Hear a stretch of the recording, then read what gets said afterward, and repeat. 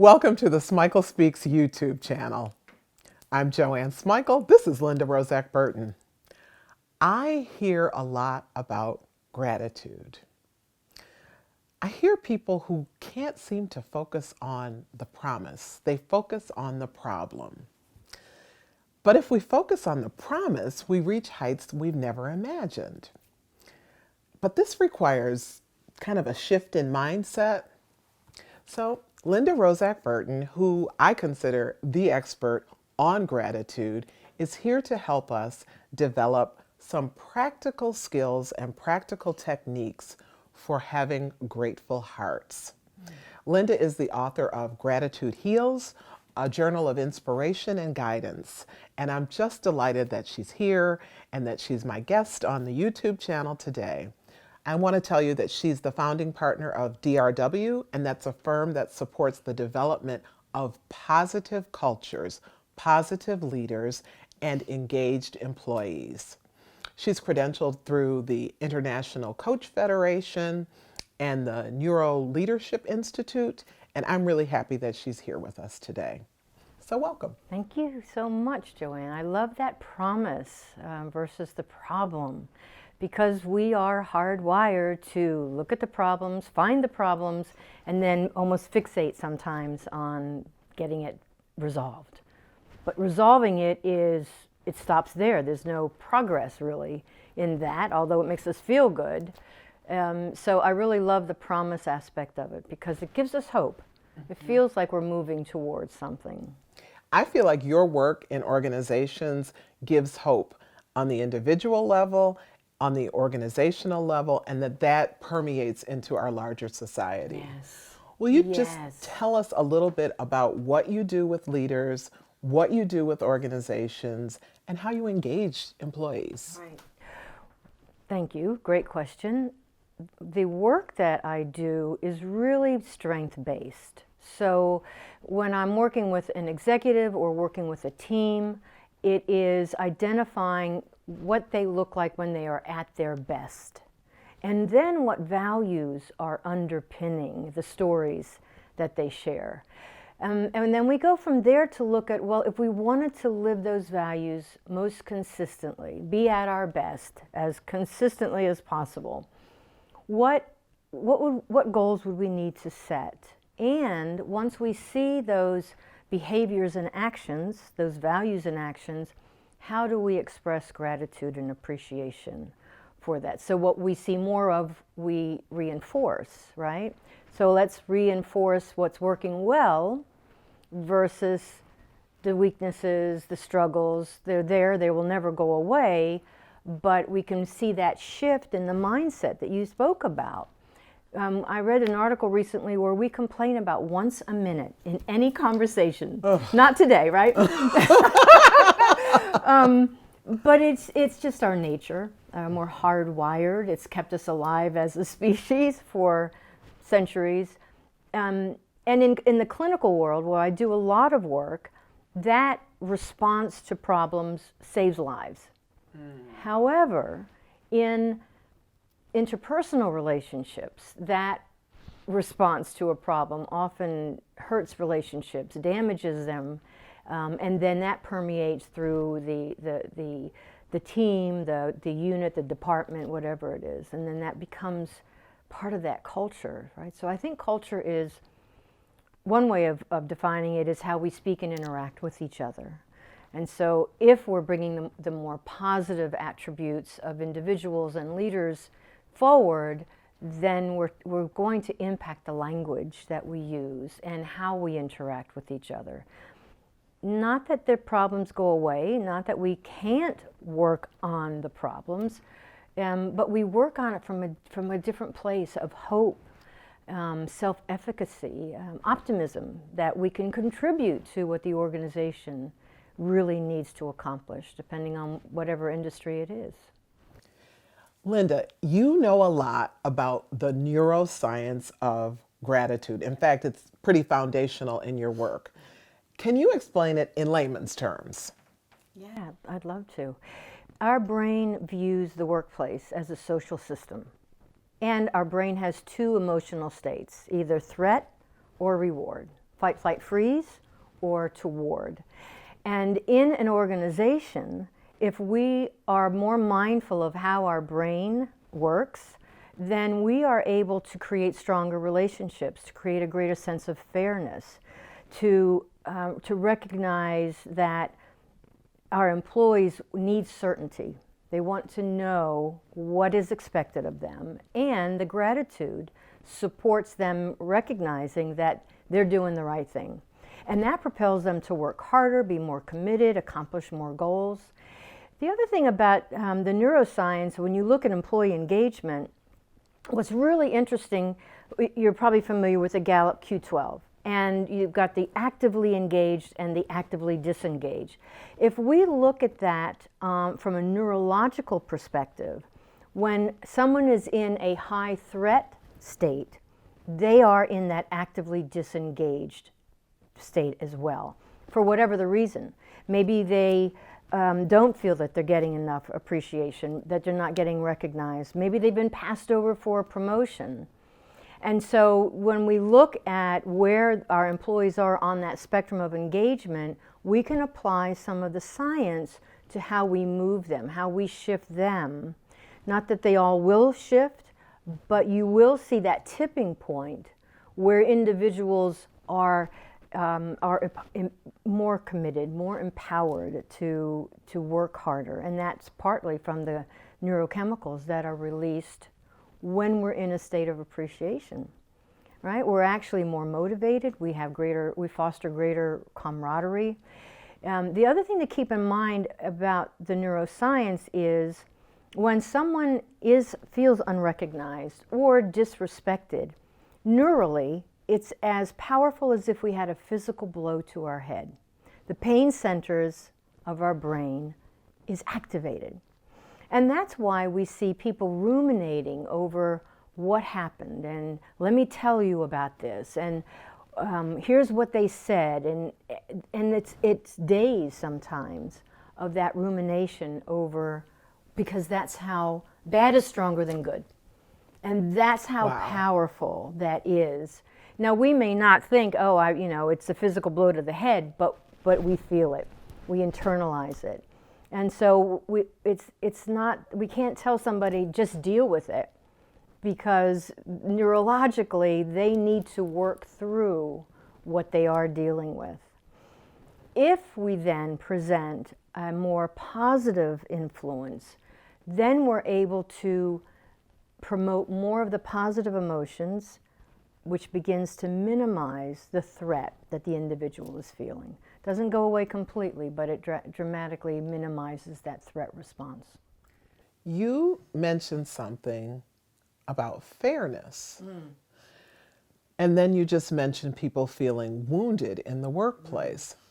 So that makes me wonder, is there a relationship between your work on gratitude and larger issues of equity and justice? Absolutely. Absolutely. When we feel that we are being treated unfairly or someone is being treated unfairly, trust erodes in milliseconds. And so the same thing with how we appreciate each other. I talk about a team where the R&D department had a great year and they got boxed lunches. The sales team got a cruise. Okay, so they were both appreciated, but it wasn't, not that they all should be the same, but it has to feel equitable. It has to feel fair. And so yes, in the larger issues that we're facing today, if we were to really truly appreciate the individual, then we begin to form a social bond that currently doesn't exist in some relationships. So I think it would be a very powerful technique to build bridges, to strengthen connections that don't exist today or are not as strong as they should be. Linda, you mentioned two things that are very interesting to me. One is language and the other is values. So I'd like to start by asking you, what kind of language can leaders use to demonstrate gratitude? that language that's sincere, that doesn't come across as, oh yeah, here he goes again. He read Linda's book and, but what kind of real language and real behaviors can leaders use? Right. Well, I have a prescription for how we express gratitude, and it works very well from a leadership perspective, and that is to notice a behavior or an experience that a leader has with one of their employees that is beneficial in some way, whether it's to the team, whether it's to the results, whether it's to the organization, and then why that's meaningful. So who are we serving? What is our mission? How does your action as an employee, how does your behavior then create more meaningfulness to the people that we serve or to the mission that we serve? Values are really critical, because when someone does something for us and we feel that sense of gratitude, what they've actually done is tapped into a value that is meaningful to us. So kindness or generosity or even love, that value is so meaningful to us that we have that sense of elation that comes with that. And so as a leader expressing what they are grateful for in that outline, if you will, really lets the employee know, you care about me. You've been watching me. You observe the work that I'm doing. And there's a law of reciprocity in gratitude. And when we feel grateful to someone, this feeling that we have is something that we want to share with someone else. And that's where the pro-social behaviors come in. Doesn't necessarily have to go back to the boss, but peer-to-peer gratitude is showing significant improvement in engagement scores. So it's, is it a silver bullet? Is it a panacea? Yes and no, right? Because the science is behind it, the research is behind it. And it is important for leaders especially to recognize that they may feel vulnerable if they are expressing gratitude, or if they express it too much, it makes complacency or creates complacency. But that myth is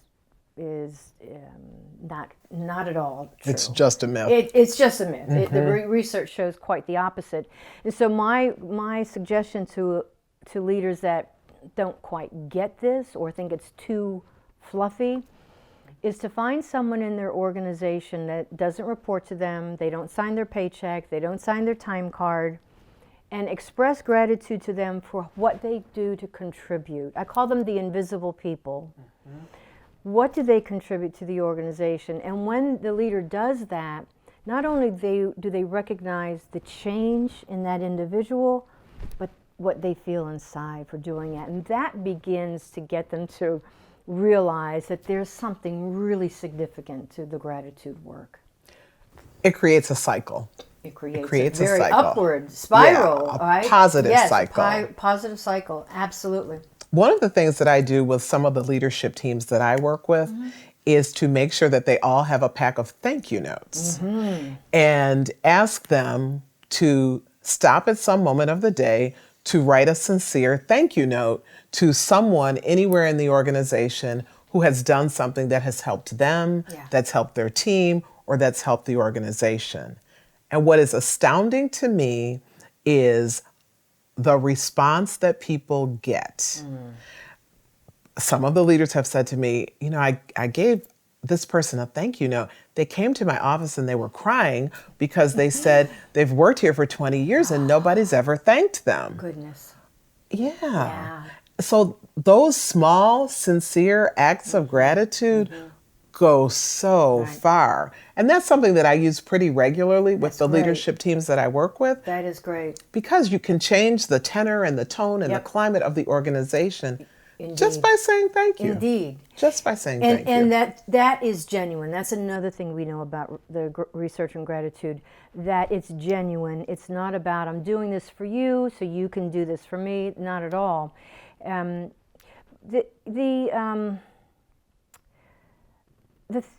part about recognizing people is really important. So I love what you are doing. There was actually a study done by the John Templeton Foundation that recognized there was a gratitude gap in the U.S.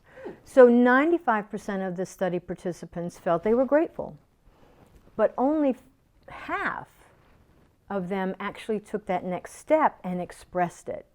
So what you're doing by giving those thank you notes is helping to close that gap. Because many of us are thinking, oh, I need to say thank you to so-and-so, or we're driving home and we think, oh, I didn't do that. So having that note available, while you're thinking about it, write the note right away and send it off. That's a wonderful technique. Wonderful technique. Oh, I'm glad to. Thank you. Good for you. I'd like to focus attention a little bit on Gratitude Heals. Yeah. Why did you write this book? Personal story behind that. So I started to incorporate the research in gratitude into my coaching practice. And I, who thought I was a pretty grateful person, actually began to create my own sustainable practice. I had visuals, I had my journals, I had my family activities. And one of the reasons why gratitude is so successful is because it changes our brains, that neuroplasticity. And while I was appreciative, I was also dealing with a lot of grief at the moment in my life. I lost 3 family members close together, and I was almost obsessed with writing about the grief. So here comes my gratitude practice, and over I think really a short period of time, that neuroplasticity worked on me. And so that aha moment was, of course, I missed my loved ones. Of course, I was sorry that they suffered. But I wasn't able to make that transition to that at least I had them in my life. And that while I was so focused on what I missed, what they missed, what the children missed, I was able to shift and stay in that sense of what I did have from it, what I was so grateful for. Not that grief goes away, but it helped me. So that just renewed my passion to do more of this. And that healing, that's actually where the name came from. From that moment, I felt that healing, and I thought, this is where I'm going. That's really this interesting. This is where I'm going, yeah. I can relate to that. I have had some losses, and the shift for me was when I could start saying my prayers and saying, thank you for this person's life, and thank you for the gift of the time that we did have together. So I can really relate to powerful, that. Isn't it? Yes. So what are some of the tools that you offer here? Well, one of the tools is a way to help us close that gap even further. One is to be mindful. So where during the week, and I set a calendar appointment Friday mornings at 7 a.m. to reflect on what I am grateful for. I do my journaling at that time, but I also think about who have I not expressed gratitude towards that I really do need to. And so that's a ritual that I have, and that was part of what helped me make that shift. But then, you know, I'm aware of it, so I always say with awareness we have choice. So if I'm aware that someone has done something for me that I need to express gratitude towards, then I decide, how do I do that? Is it going to be a note? Do they prefer to hear my voice? Or would they rather read it in a written note or a letter? And then to identify when I'm going to do it. Setting that, is it going to be tomorrow, at what time, or... and so it propels me to take those next steps. It's also, there's a great practice called 3 Good Things, which many people have heard of.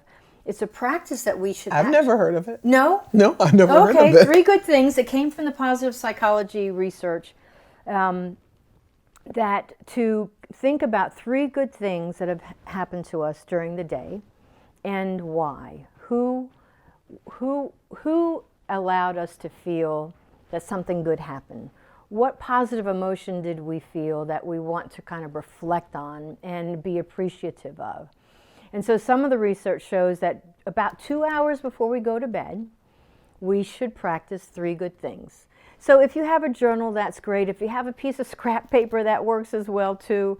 To really write down who are the people, what are the things in your life that you're most grateful for, and go through that why, how you've benefited, why that's meaningful. If we do that before sleep, the research shows that we actually sleep better.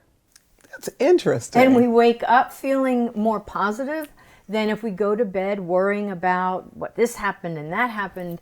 So it really gives us that break, if you will, from that rumination to that upward, that positive circle or spiral. I love that. Yeah. Someone said that, I can't remember who, I do remember, Keith Harrell, he was a motivational speaker, and he said, do not watch the news before you go to bed, Right. because that's what you embed in your psyche before you go to sleep. You do. It's the last thing you remember. Right. Yeah. Exactly. So I love this idea of the 3 things, three good and, things. and committing to journaling or even just thinking about them before bed. Yeah, reflection actually is good as well. I mean, a lot of people saying, I'm not into journaling, I don't want to write it down, then just have that mindfulness to reflect I on like what that. you have good in your life. The other technique is what the academians call remembering the bad.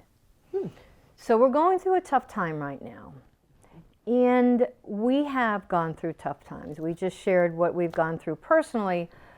What remembering the bad allows us to do is that there were individuals, resources that helped us through past struggles. And when we remember that, then we can recognize that we really are grateful for how people have helped us. I always think about the flood victims in Ellicott City. Yes. When they came out the next day, they weren't grateful, but when they saw the community come together, perfect strangers, helping, trying to find lost pieces of jewelry, they felt that gratitude for a complete stranger to want to come and help them, which is another outcome from gratitude. The study shows that we are more charitable, and that we have a stronger bond to our community. Oh, that's very interesting. I Right. like that. That's very interesting. Yeah, I think it's very purposeful right now, too. Thank you for sharing this time with us on the My Smichael pleasure, Speaks Joanne. YouTube channel. I want everyone who's watching to know that Gratitude Heals by Linda Roszak Burton is available on Amazon. And I really encourage you to get it. It's a practical tool. It's something that you will use and share and use over and over again.